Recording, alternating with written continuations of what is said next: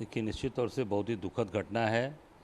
मैं मृतक आत्माओं की शांति के लिए बाबा विश्वनाथ से प्रार्थना करता हूं और जो लोग घायल हैं वो जल्द से जल्द ठीक हों और अपने घर परिवार के साथ जाएं। पर निश्चित तौर से ये सरकार पहले भी आप देखे होंगे, इस सरकार में लगातार रेल दुर्घटनाएं हो रही हैं। बालासोर में उससे भी लोगों ने ये सीख नहीं लिया और खड़ी ट्रेन में जो भी जानकारी है मेरे पास, कंचनजंगा ट्रेन खड़ी थी और मालगाड़ी ने आगे पीछे से उसे मार दिया। इसका मतलब कि पूरी तरीके से व्यवस्था फेल हो गई है, बैठ गई है और रेलवे कर्मचारी लगातार ये मांग कर रहे हैं। आप रेलवे कर्मचारियों पर कार्रवाई करते हैं, पर रेलवे कर्मचारी अधिकारी ये मांग कर रहे हैं कि रेलवे में भर्ती की जाए, लोगों की संख्या बढ़ाई जाए। जो लोग रिटायर हो गए वहाँ पर रख नहीं रहे हैं, क्योंकि पूरी तरीके से सरकार आंख बंद करके बैठी हुई है। रेल मंत्री फिर वही बना दिए गए। अश्विन वैष्णव पिछली बार भी थे, उस बार भी उनको दे दिया और वो रील बना रहे हैं, वो केवल रील बनाकर फोटोज़ डाल रहे हैं। मैं समझता हूँ कि ऐसे तत्काल कार्रवाई होनी चाहिए और रेल मंत्री जी को तत्काल इस्तीफ़ा देना चाहिए। ये हम सबकी मांग है, इनको इस्तीफ़ा देना चाहिए और जनता से अब क्षमा मांगे, क्योंकि बार बार ये घटना घट रही तो क्षमा मांगने का ही प्रश्न है। इनका इस्तीफ़ा देकर घर जाना चाहिए, क्योंकि इनके बस की बात रेल मंत्रालय से नहीं चल रहा है और ये लोग देश नहीं चला पा रहे हैं। निश्चित तौर से इनको इस्तीफ़ा देके अपने घर जाना चाहिए। ट्विटर और एक्स के सीईओ है एलन मस्क, वो भी सवाल उठा रहे हैं ईवीएम पे। राहुल गांधी जी भी उनका समर्थन कर रहे हैं और ब्लैक बॉक्स बता रहे हैं। देखिए, निश्चित तौर से ये बातें उठ रही हैं। मेरा तो यही कहना होगा कि एक बार का चुनाव बैलेट पेपर से करा के देख ले चुनाव आयोग। अभी 3 स्टेट के चुनाव होने हैं, महाराष्ट्र, आपके झारखंड और एक और हरियाणा, ये तीनों में से चुनाव करा के देख ले आप, ये सामने चीज़ें आ जाएंगी। मुझे लगता है कि ये सारी चीज़ों को निश्चित तौर से जो लोग कह रहे हैं, शंका का समाधान भी हो जाएगा। बार बार जो उठ रही हैं, और पूरी दुनिया में ईवीएम बंद हो गया, इंडिया में ही क्यों चल रहा है? जापान में बंद हो गया, आप उठाकर देख लीजिए, यूएस में बंद हो गया, हर देशों में केवल और केवल बैलेट पेपर चुनाव हो रहे हैं। तो निश्चित तौर से इंडिया में उठनी चाहिए। और ये इतने बड़े बड़े लोग, इतने विद्वान लोग अगर ये बात कह रहे हैं तो मुझे लगता है कि कहीं ना कहीं चीज़ें इसमें कहीं गड़बड़ियाँ हैं और इसको बिल्कुल इसको संज्ञान में लेकर, हमारे नेता ने भी बोला, लगातार बोल रहे हैं, इस पर निश्चित तौर से लोगों को कार्रवाई करनी चाहिए। जम्मू कश्मीर में अमित शाह ने हाई लेवल मीटिंग बुलाई है, जो टेरर प्लान बना रहे हैं। ये सब इनका सारा का सारा केवल दिखावटी काम है। ये जीरो टेलर और क्या क्या ट्रेलर और क्या करते हैं, ये सब केवल झूठी बात। आप 370 समाप्त करने की बात की, 370 का एक धारा आपने केवल उसमें जो है चेंज किया है, बाकी सारी चीज़ें ऐसे ही चल रही हैं।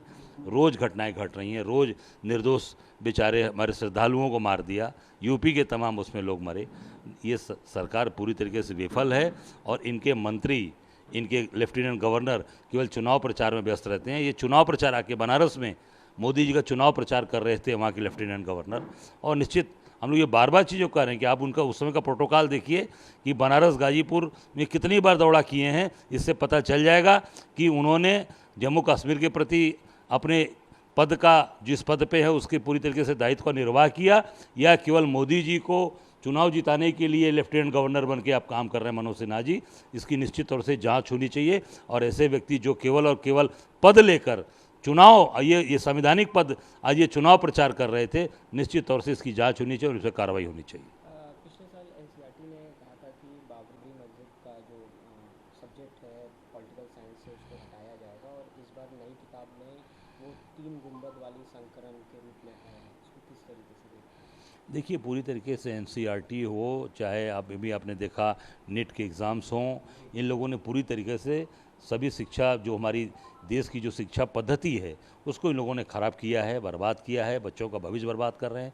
अब जो पढ़े लिखे बच्चे हैं, जो आज नेट के एग्ज़ाम्स दिए हैं, आज वो सड़कों पर धरना प्रदर्शन कर रहे हैं। वो आने वाला कल भविष्य डॉक्टर है हमारा, अब वो धरना प्रदर्शन, उसको पुलिस लाठियाँ चला रही है। इससे बड़ा दुर्भाग्य क्या होगा देश का? मैं समझता हूँ देश के लिए सबसे बड़ा दुर्भाग्य कि पूरे देश की शिक्षा पद्धति को बदलना, मेडिकल की चीज़ों को ख़राब करना, मेडिकल के एग्ज़ाम्स के अंदर भी पेपर लीक हो रहे हैं। पहले तो प्रदेश में पेपर लीक होते थे, सिपाही के पेपर लीक होते थे, आरओ के होते थे, 19 पेपर यूपी में लीक हुए। अब ये लीक का मामला केंद्र में चला गया, क्योंकि यही लोग हैं केंद्र में बैठे हैं, डबल इंजन, ट्रिपल इंजन। तो ये अब देखिए, डबल इंजन की सरकार, प्रदेश में लीक का मामला चल रहा था यूपी में, अब केंद्र में भी चल रहा है और ये लगातार सरकार उस पर कोई कार्रवाई नहीं कर रही है। इसको तत्काल ये एग्ज़ाम से निरस्त करने चाहिए और जो एनसीईआरटी के अंदर चेंजेस हैं, मैं समझता हूँ कि वो सारी चीज़ों को जो पूर्व की भांति हैं उसको पूर्व की तरह लाके खड़ा करना चाहिए। केवल और केवल अपने आरएसएस का एजेंडा न सेट करें, उसमें सभी चीज़ों को उसमें समाहित कर कर और देश को, सभी बच्चों को सभी चीज़ों को जानकारी मिले। गुजरात दंगे के बारे में न पढ़ाने कई नई रणनीति तो नहीं है ऐसा कि गुजरात दंगे नहीं पढ़ाए? देखिए ऐसा है, ये पूरी तरीके से मैंने कहा ना कि आरएसएस का एजेंडा ये सेट कर रहे हैं। आरएसएस के एजेंडे पे देश को और खासकर शिक्षा, हिंदुस्तान की शिक्षा पद्धति को न ले जाएं, क्योंकि अगर इस तरह से अगर चीज़ें करेंगे तो ये इसका अंजाम अच्छा नहीं होगा। अगर जी यूपी की 10 विधानसभा सीटों पर चुनाव होने हैं तो इस पर किस तरीके का निश्चित तौर से इंडिया गठबंधन मिलकर लड़ेगा और हम लोग मिलकर लड़ेंगे और निश्चित 10 की 10 सीट जीतेंगे। क्या इसमें सीट शेयरिंग किस तरीके से? अब ये तय करेंगे हम लोग, तय आपस में बैठ के, हमारे प्रभारी महोदय, हम लोग और समाजवादी पार्टी के लोग बैठ के तय करेंगे और 10 की 10 सीट जीतेंगे, ये आपको वादा कर रहा हूँ मैं।